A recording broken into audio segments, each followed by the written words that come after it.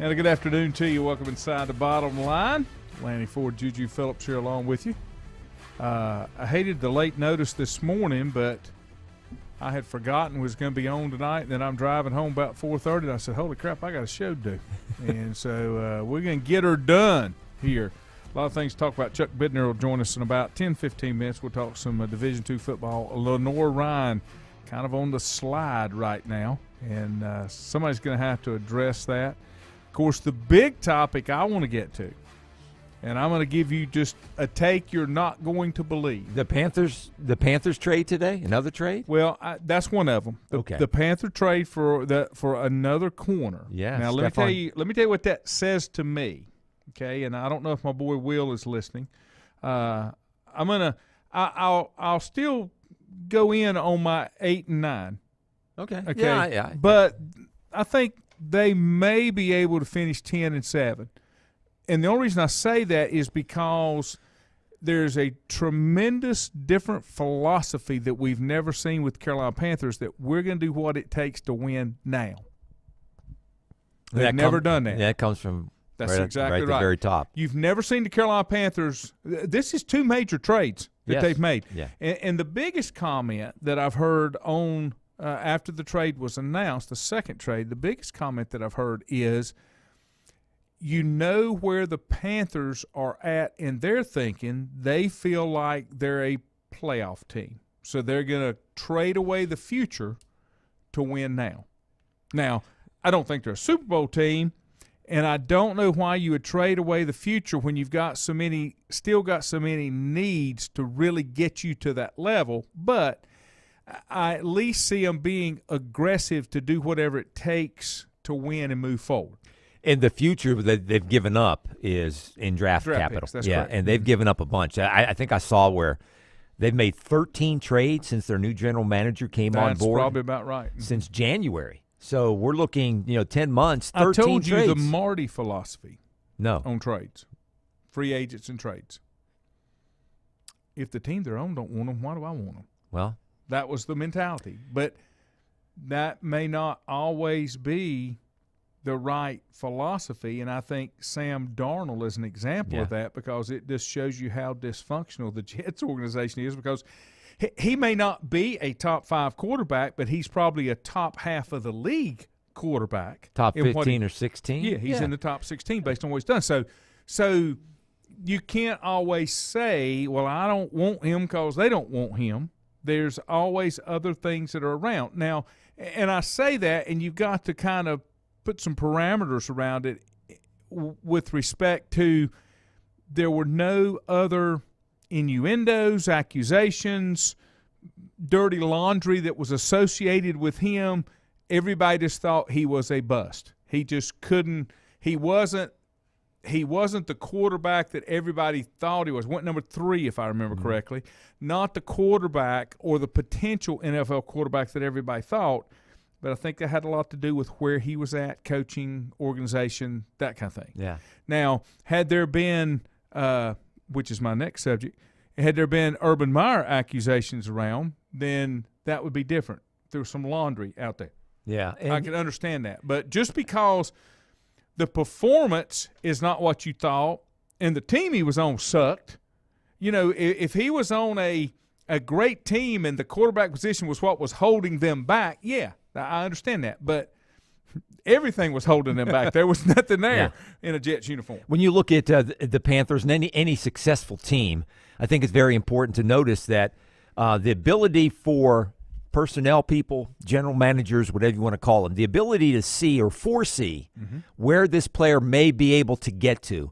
What is his ceiling, or how much can he be developed? The Panthers must have thought that, and it's been – you've seen it now in the first 4 games, that there was a lot of room to improve and grow for Sam Darnold if put in the right situation, as you said, and that is working. The other thing that you're seeing around the NFL, and I think one reason why for so many trades, as you look at some of these teams that are off to good starts, Lanny, what do they all share in common? Young coaches. And staff. Yeah, young head coaches. I heard that today when they were talking about what was maybe the difference in Jim Harbaugh's Michigan team this year than last year, and if I'm not mistaken, 12 of his staff members are under 35 or under 40, something he has kind of brought in and embraced this youth movement from a coaching standpoint, which means you get away from some of your philosophies that are 40 years old and maybe don't work as well today. And that's what a lot of folks are contributing the Michigan Wolverines' success to, is because they've kind of taken a different look with the staff that's in there working. Look at all the coaches in the NFL, the head coaches that are young guys. I mean, the Arizona Cardinals, Cliff Kingsbury's a young guy. Obviously, Matt Rule with the Panthers. And there's a whole list of them in their 30s and early 40s, but in their 30s that are young head football coaches. And so they don't have a frame of reference. So they're starting something different, a new kind of trend. I always had a philosophy when I was doing radio full-time and hiring radio salespeople. I did not want former radio salespeople for the simple reason I knew, because I wasn't a former radio salesperson, that they would not do it the way that I wanted to do it and the way we had had success at other places. Therefore, I didn't want the arguments. I didn't want the retraining that I was going to need to do to break their old habits and their old values of looking at things. So I can understand that. Now, you have to be open, when you bring in folks like that. But I was more willing to take somebody that was hungry, fresh ideas, willing to accept responsibility for the decisions that they make. That's what I was looking for. And I think that's what you see in the NFL with coaches now. Yeah, I agree. And when you look at some of these head football coaches in the NFL, that they're doing – when it comes to the trades, and you don't see that many up until the last couple of years, you haven't seen a lot of these trades. And I think because, at least in the Panthers' case, the last two trades they made, both were cornerbacks. What's the easiest position to transition from one team to the other? Yeah, because you got basically the same, like Richard Sherman coming out and playing Monday night. I guess it was Monday night or Sunday night, whichever one it was. Sunday, yeah. Cover three's a cover three, cover two's a cover two, man-to-man's man-to-man, man under. I mean, the terminology and responsibility, the basic side of it is the same.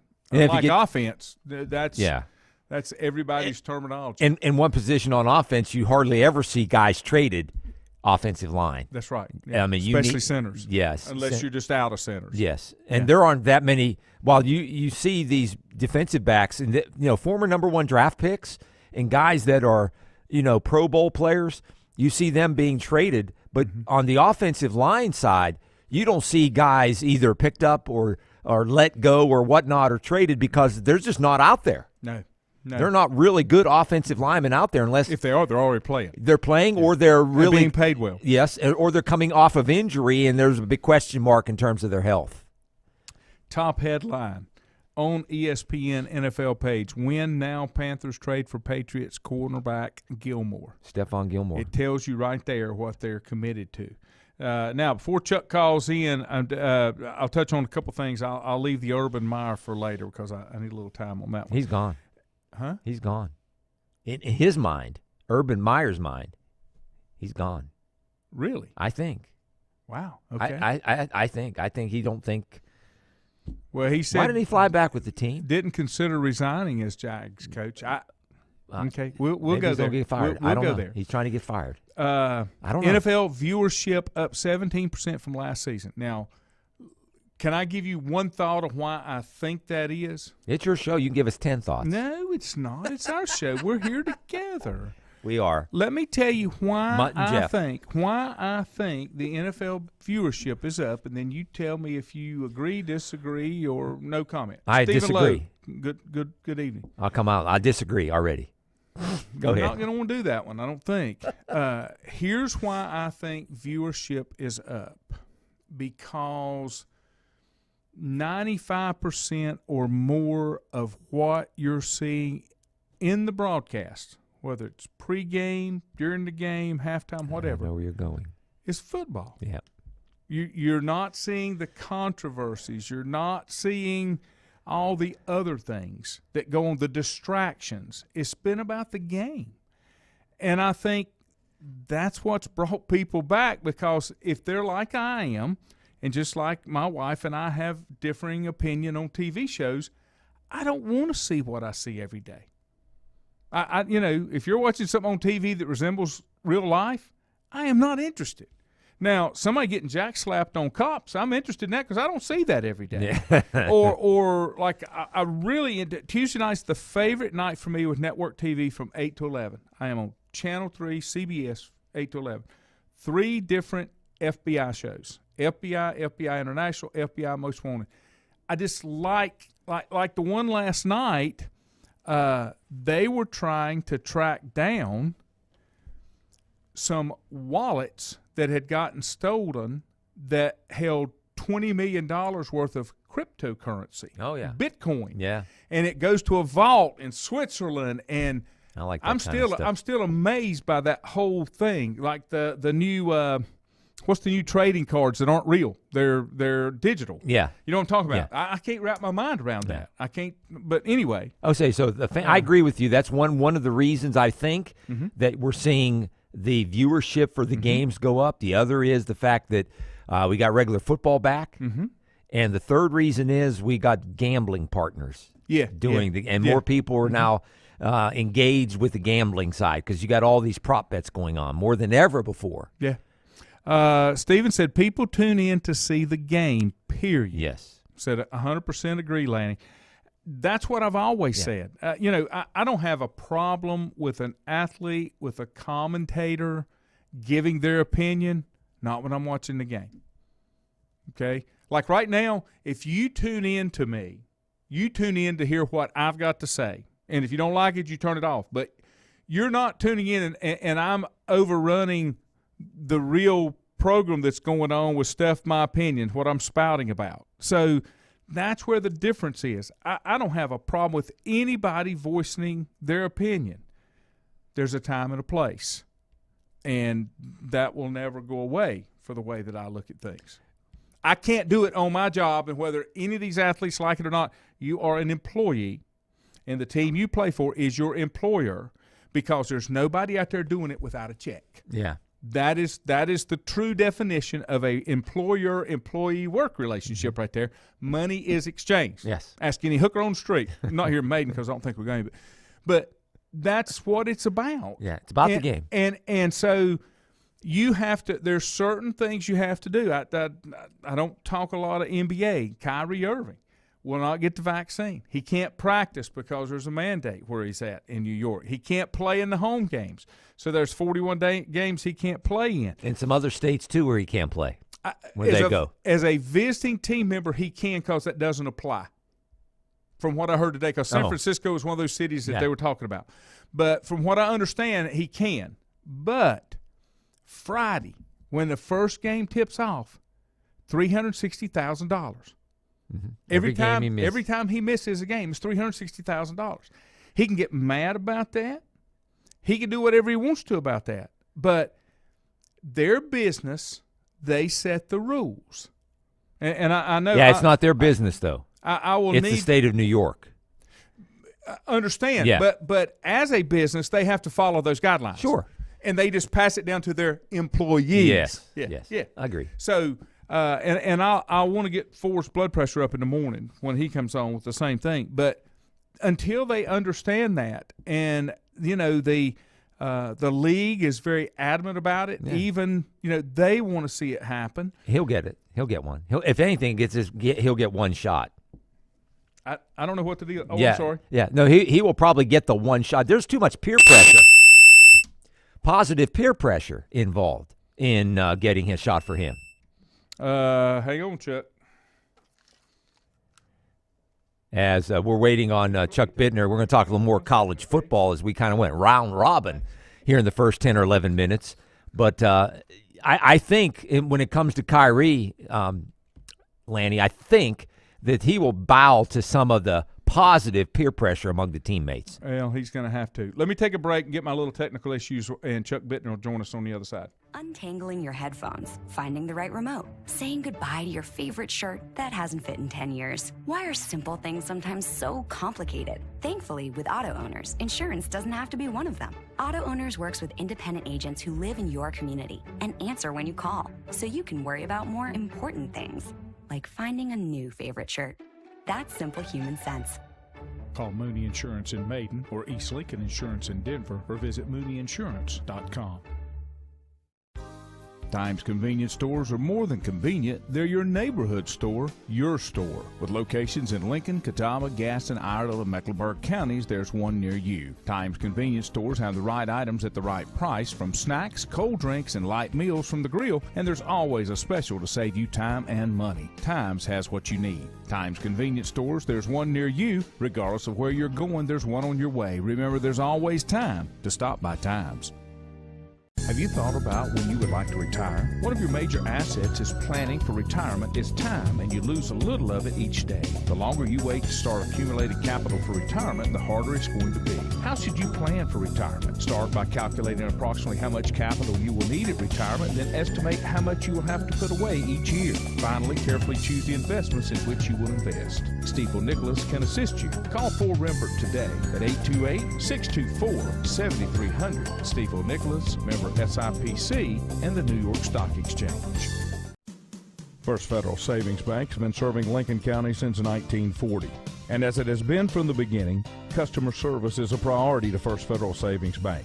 They want to get to know you by name. First Federal Savings Bank has the convenience, the products, and the services that the larger banks have, but with hometown people that you see throughout your community. Stop in and visit one of their 4 convenient locations and see what First Federal Savings Bank has to offer you. Member FDIC, an equal housing lender. Whether it's a sit-down meal or a call-in for the drive-thru, Brookwood Cafe and Catering is the answer. A variety of meats, vegetables, and desserts cooked daily, or a hot sandwich from the grill, they have what you're looking for to satisfy your taste buds. If you need catering from 5 to 500, Brookwood has you covered as well. Stop by Brookwood Cafe and Catering at 202 Providence Mill Road in Maiden. Don't forget breakfast daily till 11 a.m. Open Tuesday 6 a.m. to 2 p.m., Wednesday through Saturday 6 a.m. till 8 p.m., and Sunday from 7 a.m. to 3 p.m. Call 828-428-8944 to place your order today. Covenant Church began as a vision of just over 100 people in 1984. Since then, Covenant Church has grown and currently located at 2168 Gastonia Highway in Lincoln. The Sunday schedule includes early morning worship at 8:30, Sunday school at 9:45, and morning worship at 10:45. Their ministries extend beyond Sunday. Visit their website at www.covenantchurch.church to see all they have to offer, and better yet, stop by and see for yourself. Covenant Church may be just what you're looking for a new church home. If you ask around, you'll find Burke Mortuary has a reputation for excellence and commitment to value. They've built a reputation of trust for more than 35 years. Burke Mortuary is proud to offer personal attention, meaningful tributes, and the area's most affordable prices. They're also proud to offer you beautiful, state-of-the-art facilities. It's the perfect place to honor your loved one.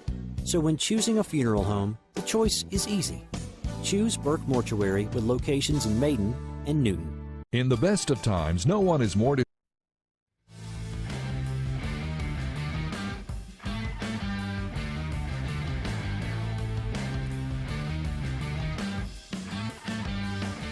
And welcome back. Chuck, can you hear me?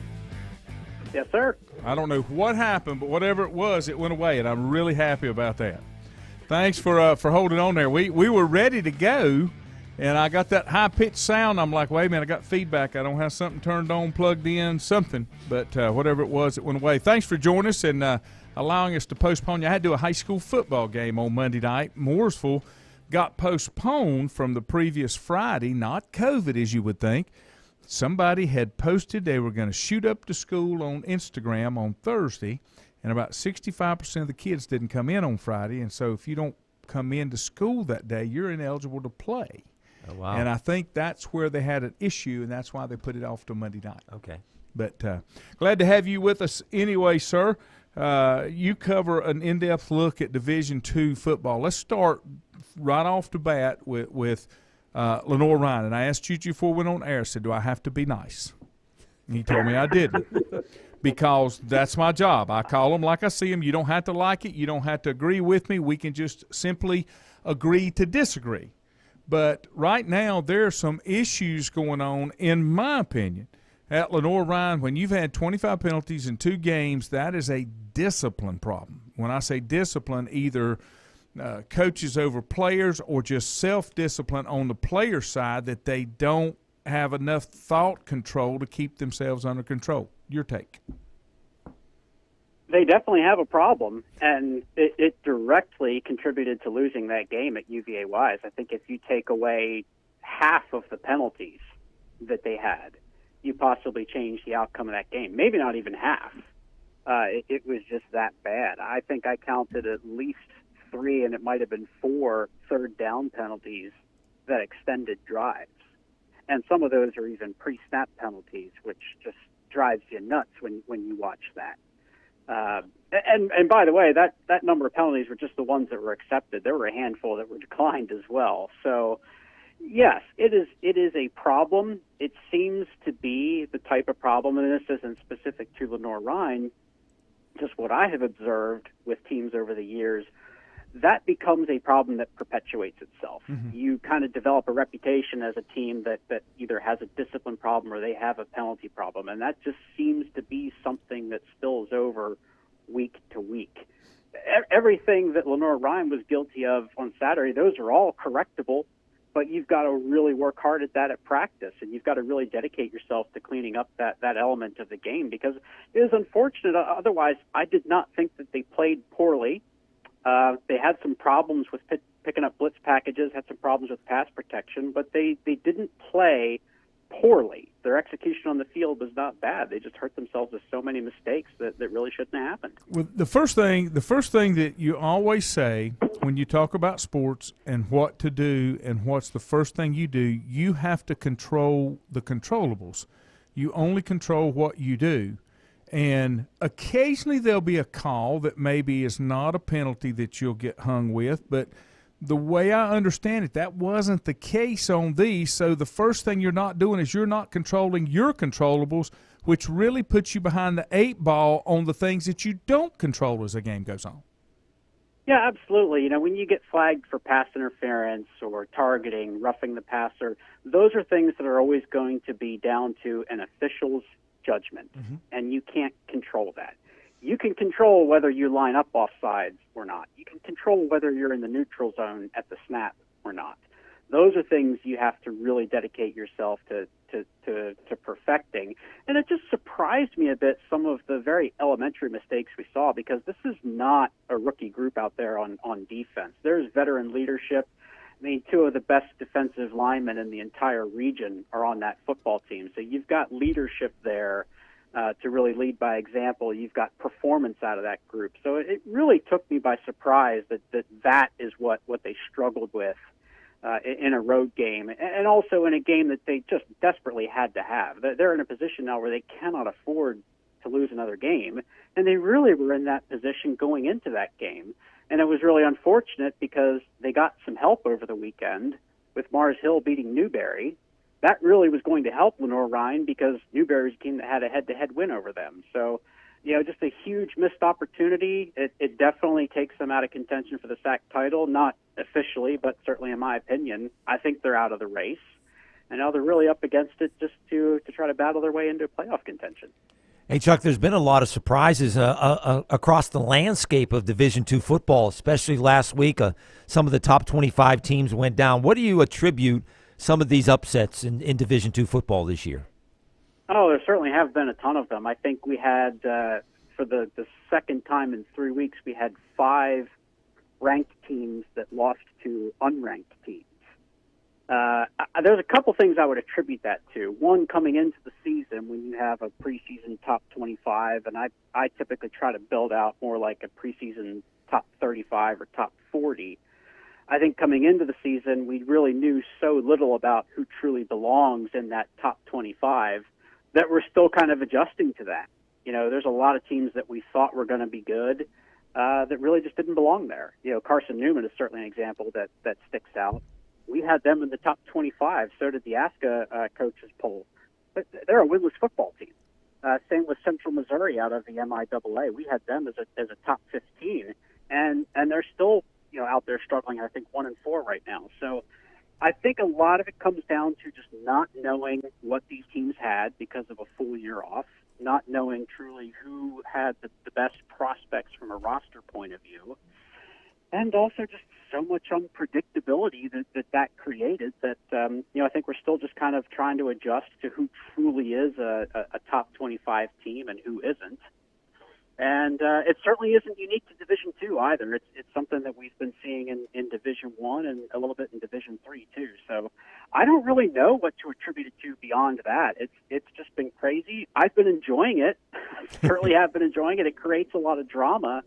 But it's certainly week to week. I feel like I don't even know, looking at the roster games coming up this week, I'm about to finish up my column for the week.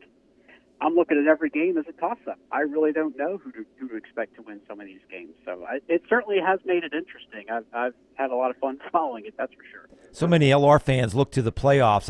Maybe they take that for granted, and you mentioned that right now they're on the outside looking in. It's going to be very difficult to make the playoffs, and if they make the playoffs, they're probably going to have road games to start.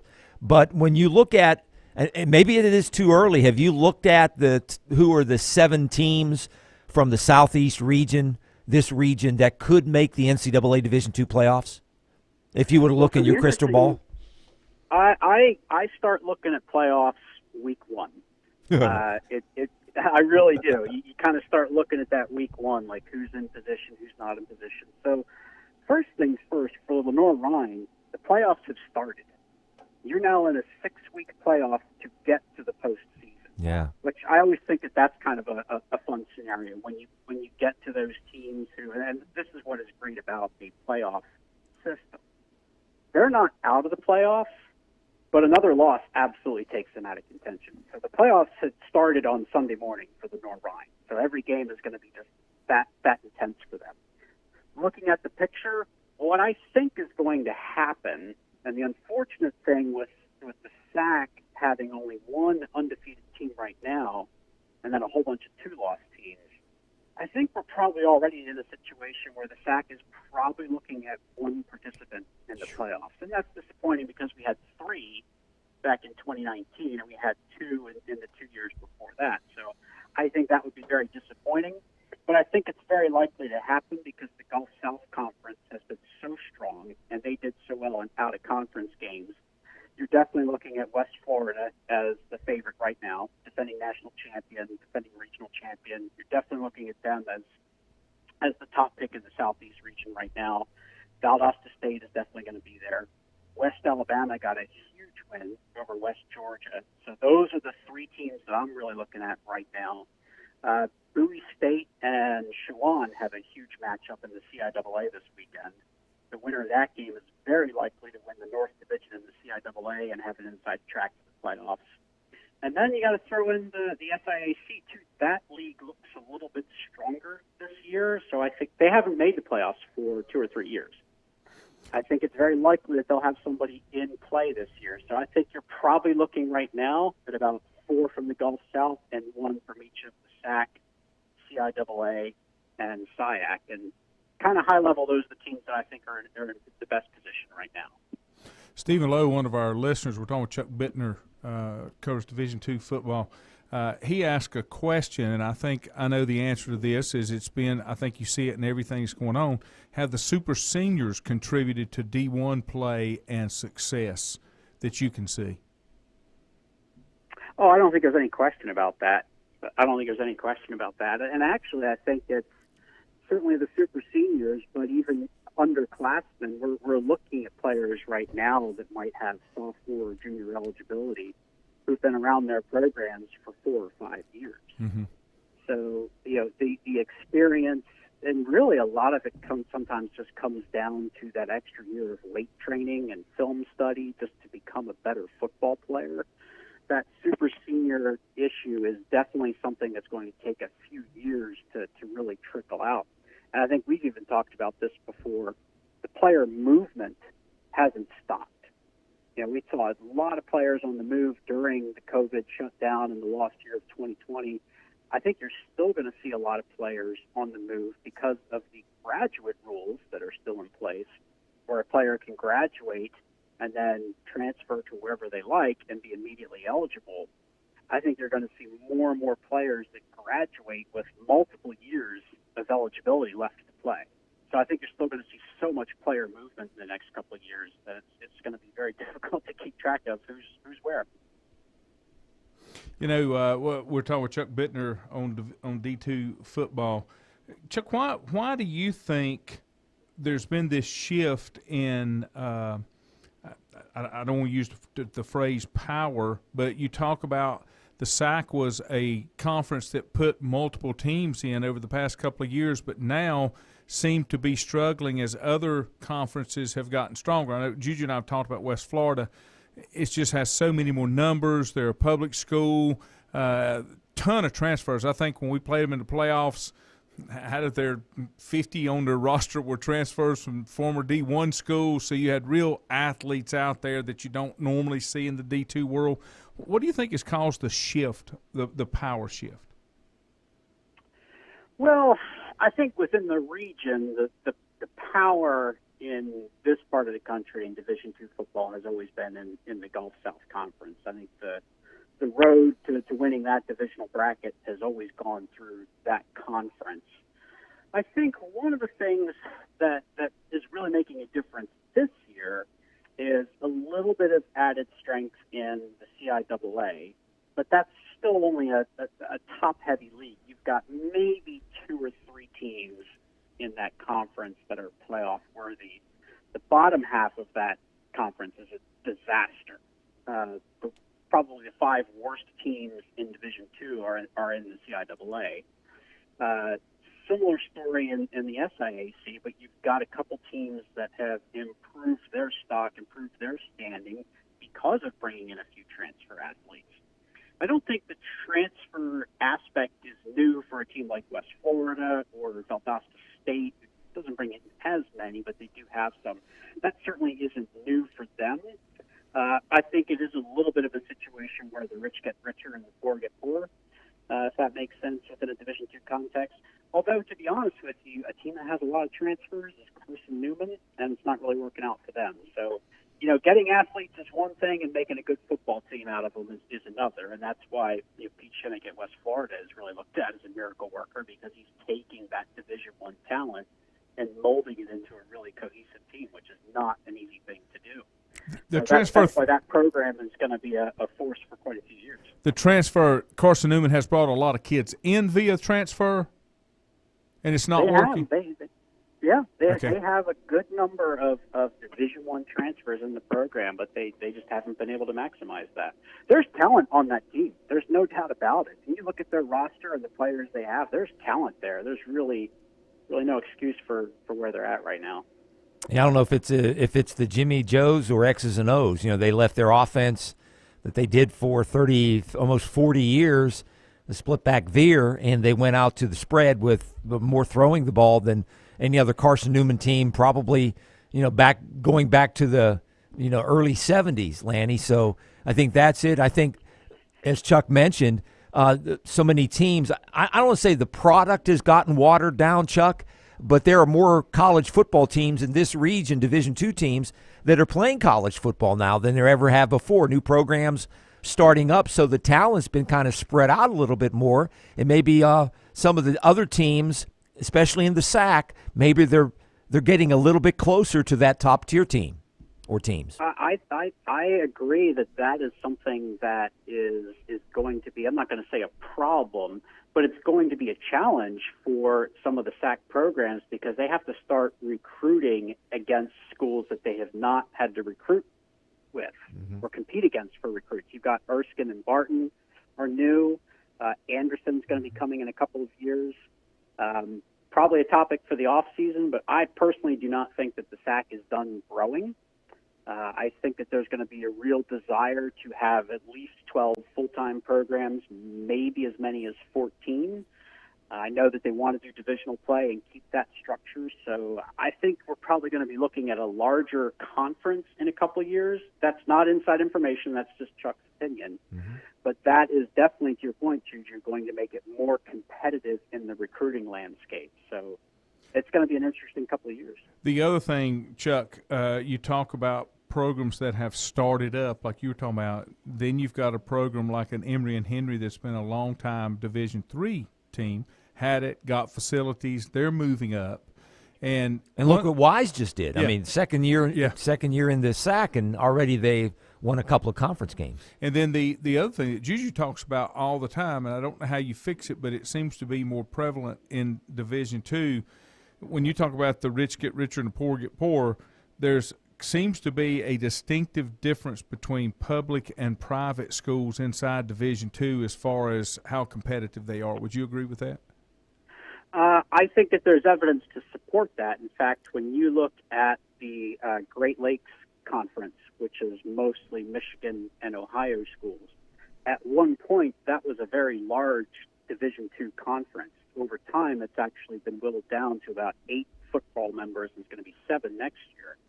And one of the reasons for that is many of the schools that used to be part of that broke away from the GLIAC to join a separate conference because they wanted to be aligned with smaller private universities because they couldn't compete with the large state universities in Michigan, like Grand Valley State, Saginaw Valley State, Ferris State. These are names that you see perennially in the top 10 in Division II. Mm-hmm. If you're a small private school, geographically you make sense competing with them, but the numbers just don't make sense. And so those teams, those schools, withdrew from that conference to align with other smaller schools. So, yeah, absolutely, Lanny, I think that there's evidence to support that. You know, that was one of the things when Appalachian was making its decision to step up out of the Southern Conference. They had schools inside the Southern Conference like an Elon that wanted to actually cut scholarships back because they were struggling to afford that many. And that's where I think you get into that situation as being able to fund the program to the same level. Now, inside of the SAC, what's the breakdown between public and private? Oh, everybody's a private school except for, I guess, Virginia Wise is the only state school in the conference, right, Chuck?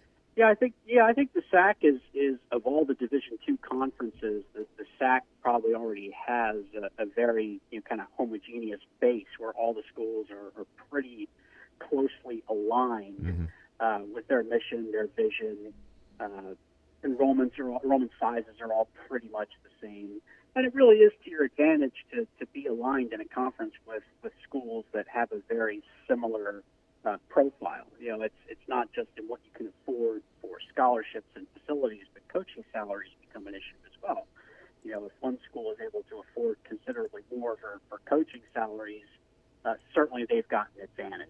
So, it's not an easy thing to do to get all the teams in the conference that are fairly competitive with each other in terms of what they're able to afford with resources. Hey, Chuck, one final question before we let you go. As you look at the SAC football race, bring it back to the present time, Wingate have the distinct advantage? Will they win out, do you think, have a chance to win the conference championship? You know, the way this season has gone, it just seems like it's unlikely that anyone's going to get through the year undefeated. It just seems like that's that kind of year. And really, even if you think back to the last time Wingate won the South Atlantic Conference in 2017, they went into the final week of the season undefeated, thought they were going to go up to Tusculum and just have a fun road trip and get through that game and then take the number 1 seed right into the playoffs, and they got beat.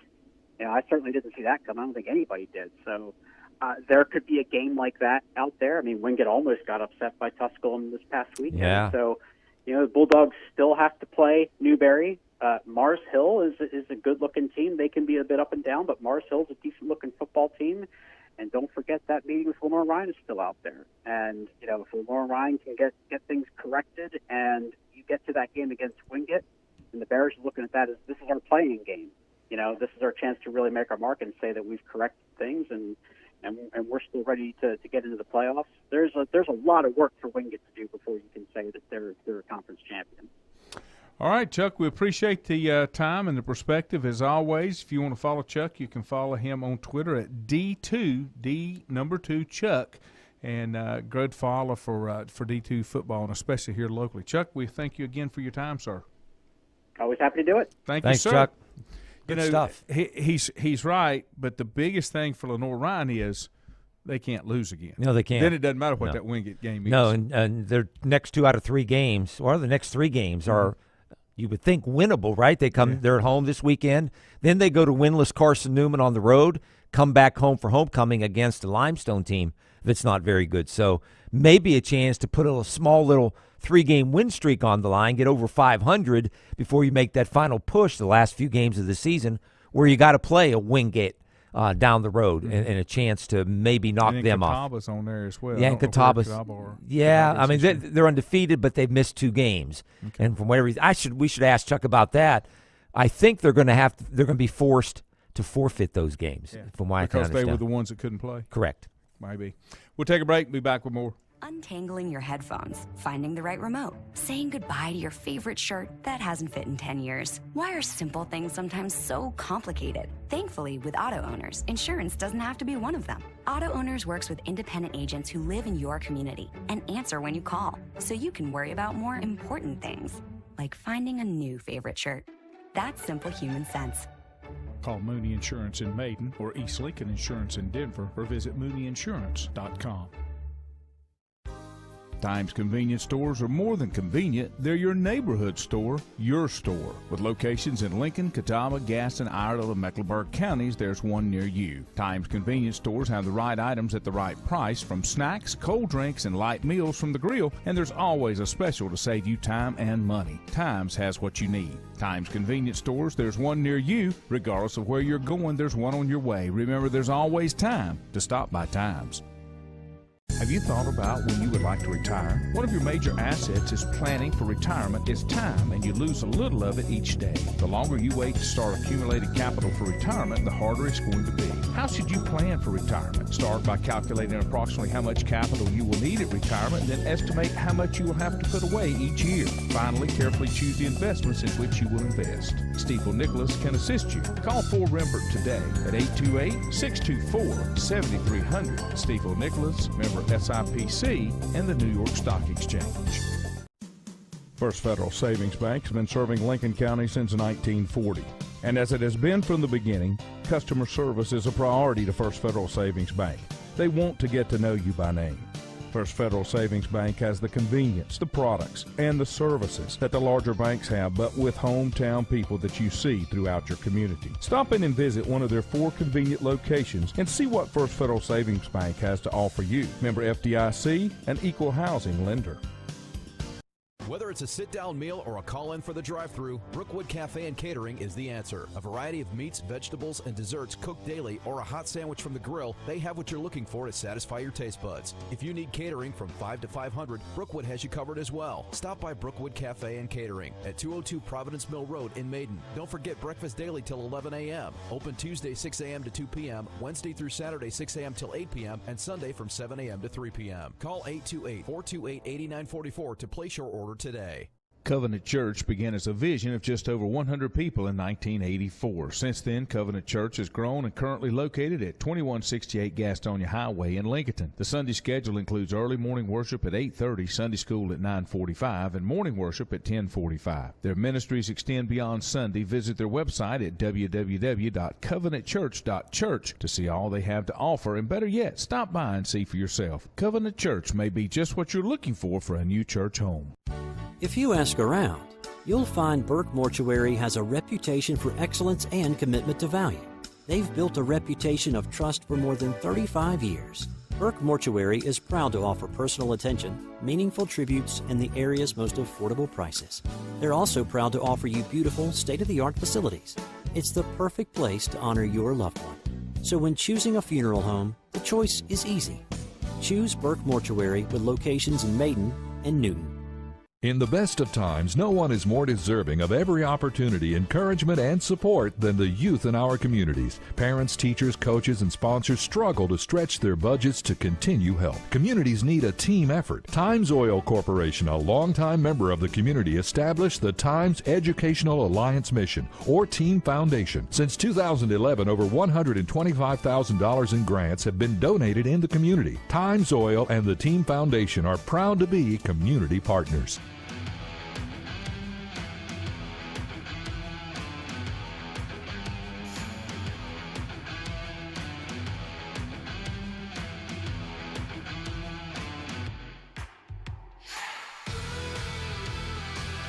Welcome back. I got it fixed, Bob. I'm sorry. I couldn't figure out what he's talking about. I didn't change the name tag. You were full member there for a while. I wasn't even looking. Everybody knew who you were. Yeah. Welcome back. Appreciate Chuck joining us. You got some stuff. Let's go to what you got first. On anything. Oh, I just listed some interesting college football games this weekend. And the David Elder thing. The David Elder. Yeah, this weekend on Friday night, they're going to officially, with the ceremony, honor Dave Elder, longtime coach at Hickory High School in football and basketball. They're going to name the football field in his honor. And the sign's already up on the field underneath the scoreboard.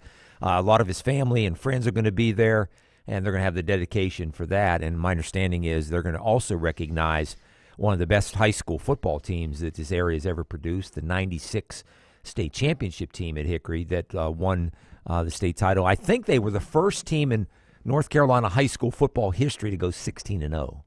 Dave was head coach of that team, correct? Yes, he was the head coach. But and that team in it's the 25th anniversary, so it was 96. Okay. So they're going to do that. It should be a fun night. I think they got some other things planned. They're going to do some things with their. I don't let the cat out of the bag, but they're going to honor, I believe, the longtime baseball coach there too, David Kraft. I think they're going to name the complex, the baseball stadium complex, in his honor. So I'll find that out tomorrow. But it should be a fun night. You can get your tickets for all that. And my understanding is a lot of his Coach Elder's family and friends and many family coming in from out of town and elsewhere. He and Cindy will be, I'm sure, celebrating quite a bit on Friday. There's an event going on at Maiden High School as well. Jamie Pope's numbers going on the That's Wall cool. of Fame, and I cannot remember the other player, but happens to be listening. He can tell me. I had told him I did not want to do a game if at all possible Friday because I like to go. Jamie and I did a lot of traveling together our senior year in high school. We were roommates at Clemson and really, really close back then. I'd like to be there to see him do that. That's a good thing. I think it's maybe something that's overdue. To see more and more high schools do this kind of Wall of Fame, Hall of Honor type thing. They're not retiring. No. There's a difference. That's right. Absolutely. And that's where you start running out of numbers, so you can't really do that. But I think that's a good thing as well. Especially if some of these schools do not have Hall of Fames. Mm-hmm. I think Newton Conover's got a Hall of Fame, Newton Conover Athletics Hall of Fame, and I don't know how active they are. But we're seeing more and more schools do this, not retire the number, but honor their number. Their jersey number, and that's pretty cool. And I believe, I'm just looking here at Butch's page, they're also going to recognize the 1971 team that won the state championship. 50 years. Mm-hmm. They're going to recognize that as well, and I'm trying to get through here and see. Yep, Friday night. Of course, it's a huge rivalry game, Bandy's and Maiden. During the pregame, they'll be inducting and hanging jerseys of 3 former Blue Devils on the Wall of Distinction. That's what they call it. Yeah. And I see this picture, but I can't. I can see if that's who I think it is, 44. That would be Jamie. Okay, so a lot of guys wore 44. And you had Mike McCree wore 44, Bruce Eichard, who wore 44. And I'm wondering if this is not 74, if that may not be Matt Eisenhower. Yeah. And I'm not sure on that one. And of course, that's Tom Brown, just a TB on that jersey. Yeah. But I'm planning on attending that on Friday, and I think it'll be a great event for Maiden. But I'm like you. Those type things need to be done. Yes. You don't have to retire jerseys and that kind of stuff, but just recognition kind of things. Get their family in and some of their teammates and classmates in. It's almost like an extra special homecoming event. Well, you kind of look at it, especially in, I would think, like in Catawba County, any high school that has a player who has been recognized inside the Catawba County Sports Hall of Fame needs some kind of recognition back to high school because that's on a larger scale to me. Yeah. But I'm glad to see them doing this. I really am. Let me change subjects right quick. Ben's done. You can put a fork in him. I told you beforehand. I can't argue and with here's you. the deal. Now let me tell you, this will be tough for me. If they bring in Aaron Rodgers, I'm going to struggle with my Steeler alliance. No, who brings in? If the Steelers bring in Aaron Rodgers I don't next think year. that'll happen. I don't think that'll happen. Well, I mean, Mike Tomlin's got lip prints on his butt from Aaron kissing it. I know. I mean, that would be one heck of a coup if they did that. Mackie Reinhardt. Okay, the running back. Mm-hmm. I played against Mackie. Okay, he's the 34. I'm guessing. Is that what you're talking about, Steven? Mackie's a 34? I don't know. See, I played against some pretty good run backs back in that day. Yes, you did. Butch and Sundance, which was at Newton. Baker and McCorkle. Yep. Yeah. One of them went, or did both end up at LR? I know Butch Baker did. I know Butch Baker did. Mackie was 42. Okay. Mackie was 42. Okay. I think Jamie was 44, wasn't he, Stephen? No. Jamie was 42, I believe. Was he 42 also? He was 42 remember. Somewhere. Gardner Webb, or maybe it was. I can't remember. I played against him at Gardner Webb. Antoine Eichard. Oh, okay. Antoine Eichard. So Antoine Eichard is a 34. That jersey has been up, if I'm not mistaken, because he owned the state rushing title at one time. For a long time. Yeah. As for Ben, sorry, I'm not up on my maiden, history. I'm just going by memory. All great names, all great contributors into Maiden football history. Yeah. But you're right. I'm not so sure Ben this past week wasn't that bad. He was better than he was the week before. You know what Coach Tomlin said is the one thing that they could not improve on? No. His mobility or lack thereof. Yes. Yeah. No, he doesn't have that. McCorkle went to App, Jack said. Okay. But Baker, I know, did go to LR. Yeah. As did his son, Petey King. Steven said, not sure I wasn't born, but I've heard stories of the maiden backs. Yeah. Mm-hmm. Yeah. They've been some horses come through here. Yeah, sure have. So what do the Steelers do with Ben? They just ride it out? Or if they continue to lose, do they just bench him or he'll retire and then stick in Mason Rudolph? Because I think they can win their next 3 games. You know this as well as I do. Mm-hmm. Cowherd said he sees 9 losses in their future total, at least 9 losses on the season. 8 and 9. Yeah. That'd be their first losing season under Tomlin. That's correct. Sometimes players go on IR. Yeah. He's talking about the hip. Yeah. He's had hip. He's had the pec injury. If they place him on IR, then, he can – I appreciate the Steelers' loyalty. Sometimes you can go too far. Because players can never say, I'm done.